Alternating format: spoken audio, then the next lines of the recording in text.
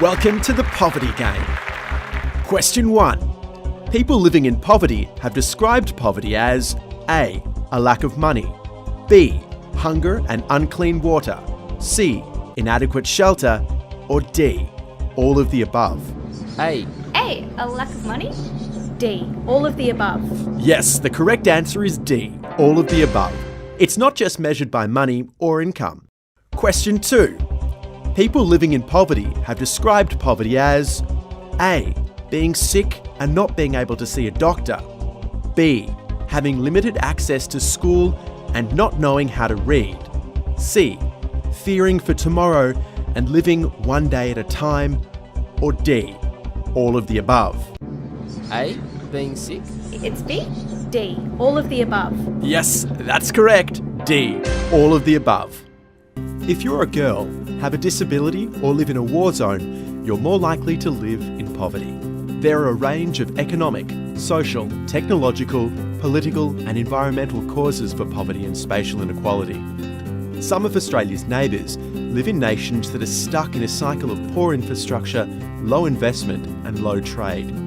Some are particularly vulnerable to climate change and geographic isolation, especially in rural areas. If countries are poor, that means governments struggle to provide essential services or opportunities for all of their people. Good schools, hospitals, safe water and roads take a lot of money to build and maintain. If communities are poor, isolated or vulnerable to environmental disasters, it's difficult for families to thrive. It's hard to find employment, access health services and build safe homes and a better future for children. If parents are poor, they can't afford to send their children to school or get them immunised or provide them with enough food to eat. When generation after generation suffers from sickness, lack of education and opportunities to earn a fair wage, the cycle of poverty threatens to repeat itself again and again and again. For our final question, in the last 20 years, the percentage of people living in extreme poverty has A. doubled, B. remained the same, C. halved, D. all of the above. A. C. Yes, the correct answer is C. In the last 20 years, the percentage of people living in extreme poverty around the world has halved.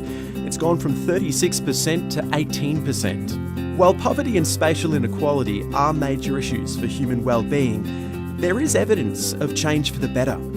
Effective aid and development strategies work with increasing trade to improve human well-being for communities around the world.